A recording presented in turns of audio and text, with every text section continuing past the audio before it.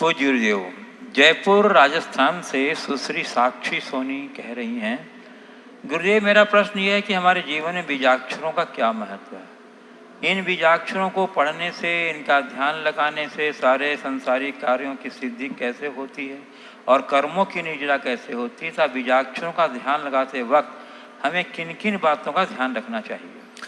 बहुत सारे प्रश्न एक ही प्रश्न में समाहित। बीजाक्षरों का क्या महत्व है, इन बीजाक्षरों का ध्यान कैसे करना चाहिए, बीजाक्षरों से कर्मों की निर्जरा कैसे होती और संसारिक कार्यों की सिद्धि कैसे होती। देखिए, बीजाक्षर का मतलब क्या है।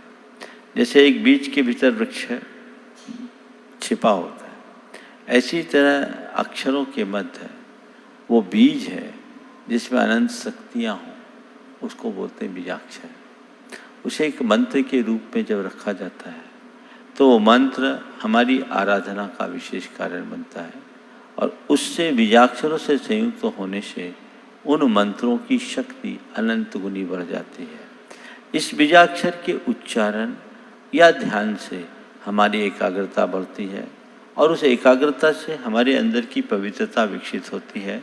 वह पवित्रता कर्म की निर्जरा का कारण बनती है। जैसे ओम है, ह्रीम है, श्रीम है, क्लीम है, ऐम है, ये सब बीजाक्षर है। इनका उच्चारण करने से इनका ध्वनि वैज्ञानिक प्रभाव भी हमारे ऊपर पड़ता है। उससे हमारे शरीर की अंतःस्रावी ग्रंथियाँ प्रभावित होती है जो हमारे भावधारा को परिवर्तित करती है और भावधारा के परिवर्तन से कर्मों की निर्जरा होती है।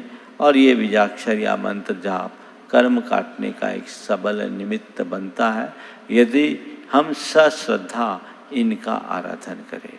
बीजाक्षरों के जाप से ज़्यादा प्रभाव ध्यान का होता है। ध्यान की विभिन्न विधियां शास्त्रों में बताई है।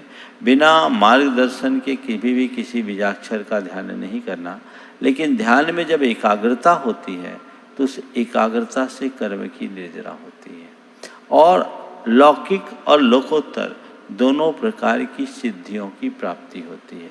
इसलिए ध्यान को विशेष महत्व दिया गया।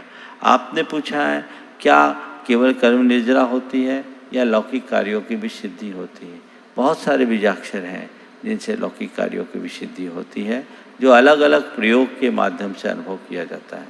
इतना मैं अवश्य कहूँगा कि किसी भी बीजाक्षर का प्रयोग योग्य गुरु के मार्गदर्शन के अभाव में न करें, अन्यथा अनर्थ भी हो सकता है।